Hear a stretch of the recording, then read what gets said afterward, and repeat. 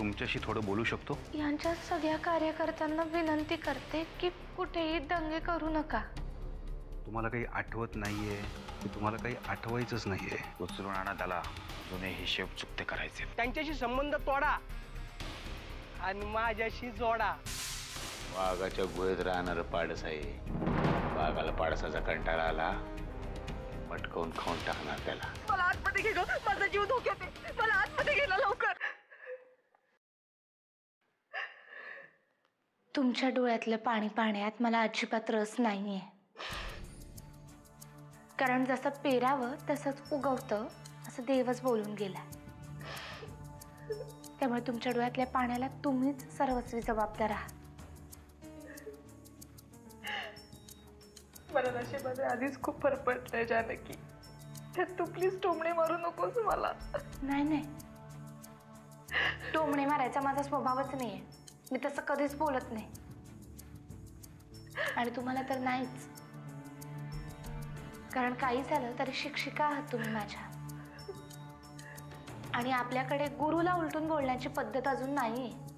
मग तो कितीही वाईट वागला तरी. मला माहिती आहे जानकी, तू माझा खूप तिरस्कार करतेस. कारण मी तशी वागले तुझ्याशी. हे बघा, जे घडून गेले त्याच्याबद्दल आपण बोलायला नको. मला सांगा, तुम्ही अशा का पळत होतात? आणि मुंबईत कधी आलात?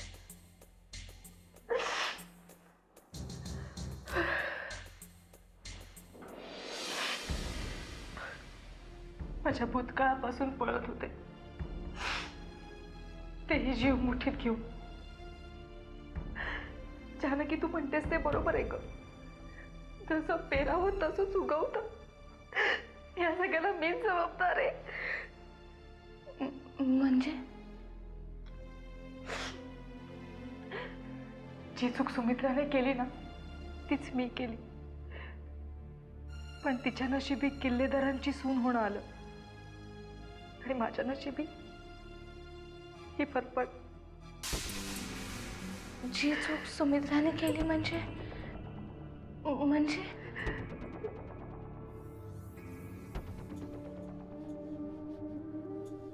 सुमित्रासारखं माझंही त्या माणसावर मनापासून प्रेम होतं. मी वयसरून गेलेली मध्यमवर्गीय मुलगी. त्यांच्या फसव्या बोलण्यात मला प्रेमाचा ओलावा दिसला. आणि आयुष्यभर बाईंनी जे जपून ठेवायला हवं तेच मी त्यांच्या स्वाधीन केलं. ज्या दिवशी मला त्यांच्यापासून दिवस गेलेत हे कळलं, त्या दिवशी भगवंताने नरसिंहरावांचं कुंकू होण्याची संधी माझ्या नशिबात दिली. पण तेव्हा उशीर झाला होता. पण त्या सगळ्या घटनांचा आता काय संबंध?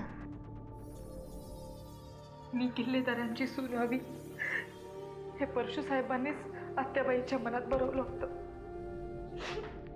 कारण त्यांना माझ्या मदतीनेच किल्लेदारांचं वैभव मिळवायचं होतं. आणि म्हणूनच ते मूल नकोय म्हणून माझ्या मागे लागले होते.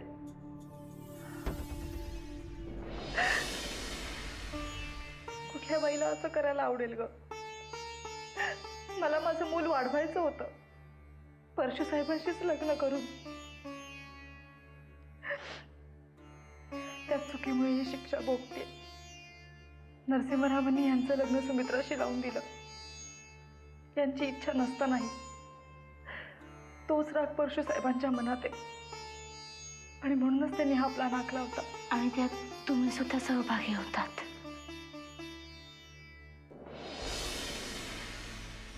मला हे मूल हवंय हे ज्या दिवशी मी परशू साहेबांना सांगितलं, त्या दिवसापासून ते माझ्या मागे कसायासारखे लागले होते. पण सुदैवाने तुझ्यामुळे त्यांचा सगळा डाव फसला. आणि नरसिंह साहेबांसारखा चांगला माणूस संकटापासून वाचला. पण या सगळ्यात मी अडकले ग. एकीकडे परशू साहेब, दुसरीकडे तो वाकणीच. त्यांच्यापासून जी पळते ती आतापर्यंत. आणि तुमचं बाळ?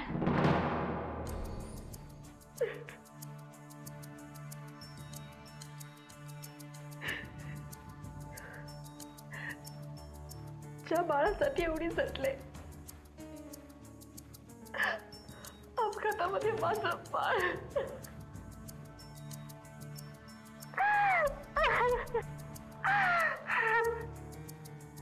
मला कळतंय तुम्हाला काय म्हणायचंय ते. तुम्ही नका काळजी करूत.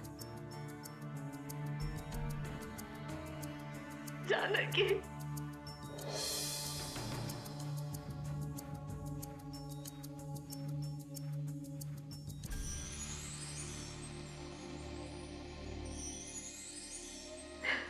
मी म्हटलं ना, तुम्ही नका काळजी करूत. मी आहे.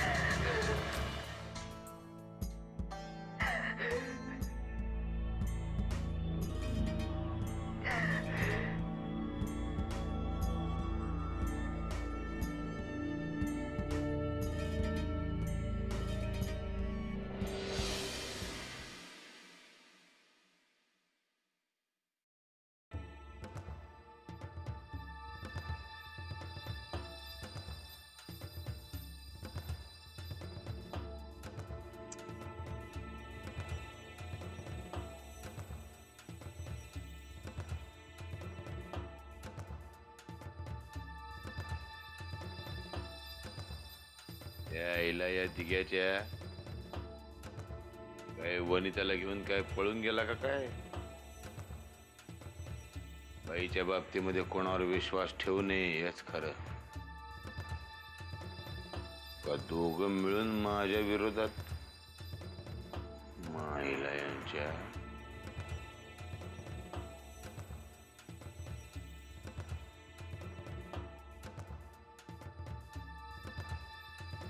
इंदुलकर, नमस्कार. परशुराम किल्लेदार अजून त्याच धंद्यात आहे का पोलिसांनी नडग्या फोडल्यावर धंदा सोडला आहे? अरे जायला मग भेट, लवकर भेट, वाट बघतो. एक काम आहे.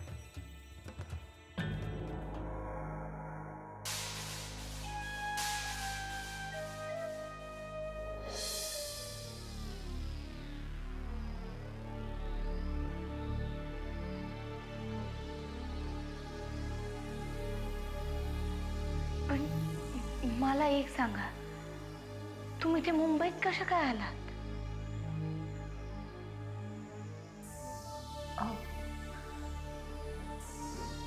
जानकी, तुला खरं सांगू, अगं माझं बाळ गेल्यावर माझी सगळी भीतीच मेली. मग मी एकच ठरवलं, त्या परशु साहेबांना मातीत मिळवायचं. अगं हे सगळं नरसिंहरावांना सांगण्यासाठीच मी मुंबईत आले होते.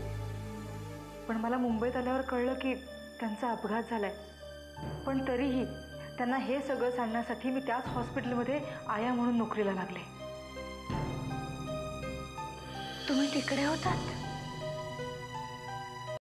तुम्ही तिकडे होतात? हो, खूप दिवस होते. नरसिंह साहेबांना सगळं काही सांगण्यासाठी, माझ्या मनावरचं ओझं हलकं करण्यासाठी. म्हणजे लक्ष्मी मावशी आणि डॉक्टर म्हणत होते रमावतीची मुलगी त्या तुम्हीच होतात? म्हणजे कोणाला कळू नये म्हणून मी रमावतीची, नागपूरची असं सांगत होते. आणि साहेब शुद्धीवर येण्याची वाट बघत होते. मग ती मला का नाही सांगितलं? अगं तू चिडली असतीस, रागावली असतीस म्हणून नाही सांगितलं. मी तुला नको नको ते बोलले होते ग. हे शुद्धीत आल्यावर त्यांना सांगितलं का? जेव्हा साहेब शुद्धीवर आले हे कळलं तेव्हा परशु साहेबांची माणसं हॉस्पिटलमध्ये आली आणि त्यांनी मला बघितलं. मग परत माझी पळापळ सुरू झाली. त्यांना असं वाटलं मी नरसिंह साहेबांना सगळं काही सांगून टाकलं, म्हणून बहुतेक ते मला जिवे मारायलाच आले होते. तुम्ही काळजी करू नका. तुम्ही योग्य ठिकाणी आला आहात. ज्यांनी तुम्हाला देशोधडीला लावलं त्यांना धडा शिकवलाच पाहिजे, पण त्याआधी तुम्ही सावरलं पाहिजे. कशी सावरू जानकी? डोक्यावर छप्पर नाही आणि असा हा जीव घेणा पाठलाग.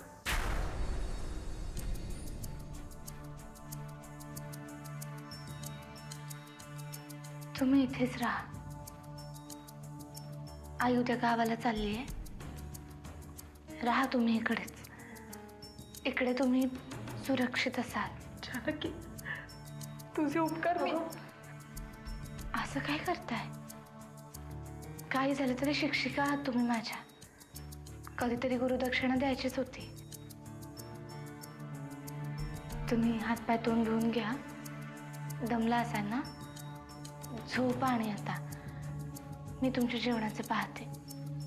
बाकीचं उद्या बोलू. बरं.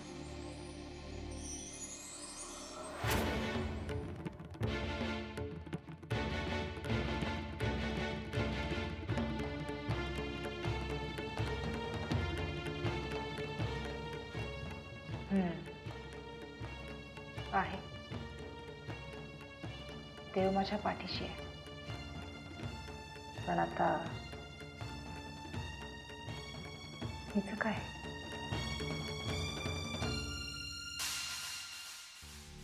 काय रे दिग्या, ओळखलंस का मला? तुझी अख्खी हातभट्टी मी गटारात ओतली होती. मला सांग, या इकडे मुंबईत तू सापाच्या वेळात हात घालायला कशाला आलास बाबा? चल पटकन सांगून टाक. गावातली मास्तरीण हॉस्पिटलमध्ये कामाला कशी लागली आणि तू तिचा पाठलाग का करत होतास? बोल दिग्या, बोल. मला ते बोल, हा बोल.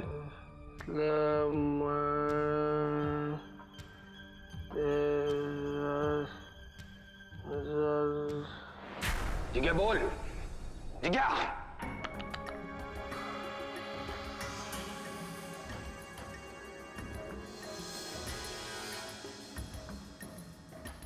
समदाडे, मी त्याला उचलायची सुपारी दिली होती. सुपारी पार कत्री सुपारी करून टाकली. साहेब, पोरांनी 2-4च फटके मारलेत त्याला. दिसतायत तुझे 2-4 फटके. तुझ्या 3-3 बायकांचा राग त्याच्यावर का काढलास तू? मला त्याच्याकडनं माहिती पाहिजे. जीव नको त्याचा. माहिती काढा आणि कळवा. होय साहेब.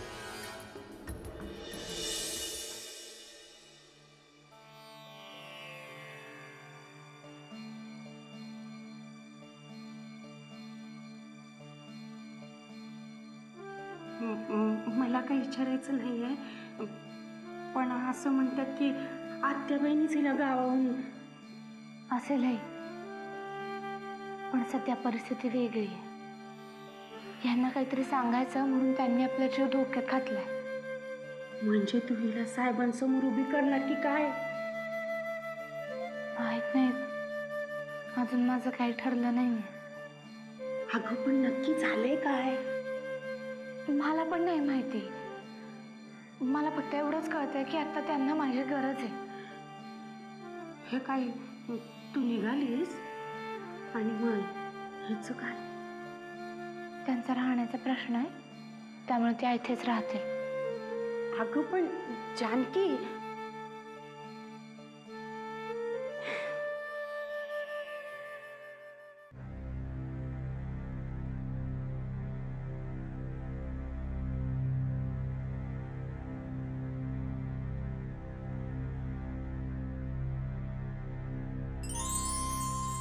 कोण? जानकी? नाही, नर्मदा.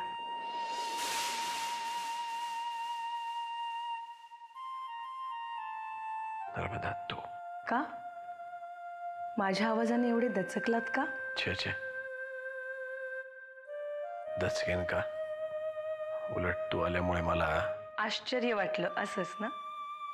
का विसरलात मला? नाही नाही, मी कसा विसरेन तुला? नव्यापुढे जुन्याची काहीच किंमत राहत नाही, बरोबर ना? नाही नर्मदा, तसं अजिबात नाही. तुझी जागा जानकीनं केव्हाच घेतलीये आणि याचं मला अजिबात दुःख नाहीये. उलट मला आनंदच आहे, कारण माझ्यानंतर अमृताला जानकीने चांगलंच समजून घेतलंय आणि तुम्हालाही. कदाचित माझी या घरात गरजच उरली नव्हती, म्हणून देवानं मला बोलावून घेतलं. तू आज असं का बोलतेस? तुला चांगलंच माहिती आहे, तुझ्याशिवाय मी अपूर्ण आहे. अपूर्ण होता, पण आता नाही. आणि तुम्ही एवढे अस्वस्थ का होताय?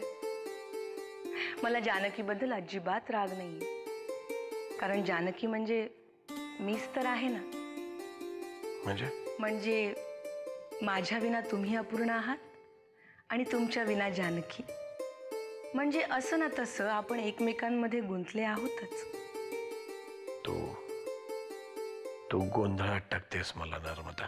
गोंधळ तर खरा माझा उडालाय, कारण तुमच्यावर प्रेम करणारं मन माझं असलं तरी चेहरा जानकीचाच राहणार आहे आणि चेहराच जास्त महत्वाचा असतो. माझा चेहरा तुमच्या आठवणींचा भाग झालाय आणि हळूहळू त्या आठवणीही धुसर होतील. मग कोण नर्मदा, कुठली नर्मदा? मी तर लक्षात सुद्धा राहायची नाही तुमच्या. मग मागे उरेल ती फक्त जानकीच.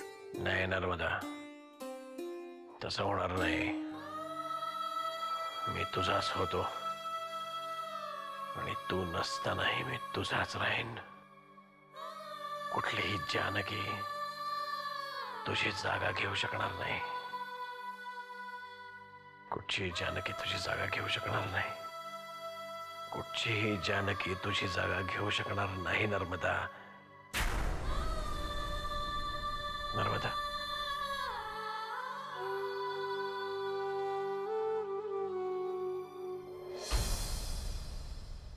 अरे वा वा वा, हे मस्त दिसतंय. हा हे माझ्याकडे एक आयडिया आहे. दादा घरी आला ना की आपल्या बाहेरचा जो फॅन आहे त्या फॅनवर आपण अशा गुलाबाच्या पाकळ्या ठेवूया आणि तो फॅन खाली आला की फॅन ऑन करायचा. म्हणजे त्याच्या अंगावर अशा वरनं छान गुलाबाच्या पाकळ्या पडतील. नाही नाही नाही नाही, माझ्याकडे एक भन्नाट आयडिया आहे. काय रे? आपण काय करू, ही फुलं आहेत ना, आम्ही दोघं असे लपतो आणि भाऊजी आले रे आले की आम्ही फुलं अशी उधळतो.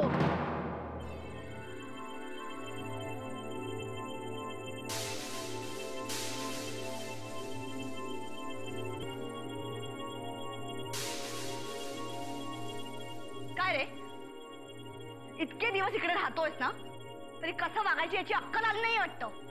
काकू, अगं एवढं चिडायला काय झालंय? फुलंच टाकलेत ना अंगावर, काही चिखल नाही उधळलाय. अमृता, तू मध्ये मध्ये चोंबडेपणा करू नकोस. मी करणार, कारण फुलं उधळायला मी सुद्धा होते त्याच्याबरोबर. खरं तर ही नोकर माणसं ना तुझ्यामुळेच एवढी माजलीये. काकू, गण्या माझा भाऊ आहे, त्याच्याबद्दल बोलताना जरा सांभाळून, कारण तो सुद्धा इथे आपल्या बरोबरच राहणार आहे. कुणाला इकडे राहण्याची हौस नाहीये. आम्ही आठवडाभरात वेगळे होणार आहोत, तेव्हा बसा इकडे चिन्मा खेळ. काका, वेगळे होणार आहोत म्हणजे? तिला वेगळं राहायचंय या घरापासून, घरातल्या माणसांपासून. आणि त्या नवीन घरात भांडायला काय वेगळी माणसं आणणार आहात भाड्यानी?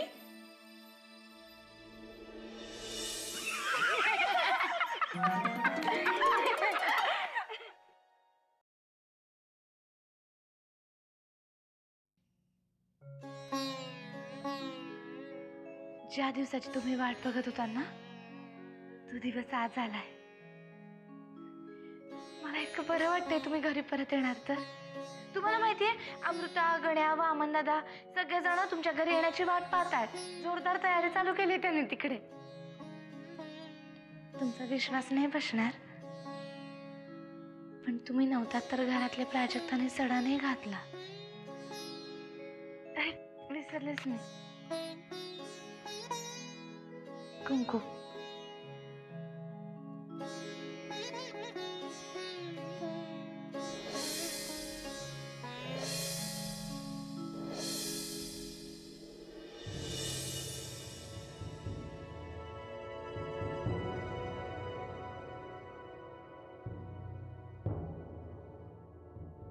काय झालं? मला मला कसं तरीच होतंय. काय होतंय? डॉक्टरना बोलवू का? अगं, तसं नाही ग. घरी जाण्याची उत्सुकता वाढत चालली. वेध लागलेत.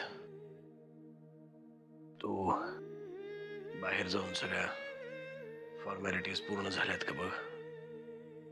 म्हणजे वाकणीच आहेत तिथे, पण तरी जा. पण कुंकू? आता ते महत्वाचं आहे का एवढं?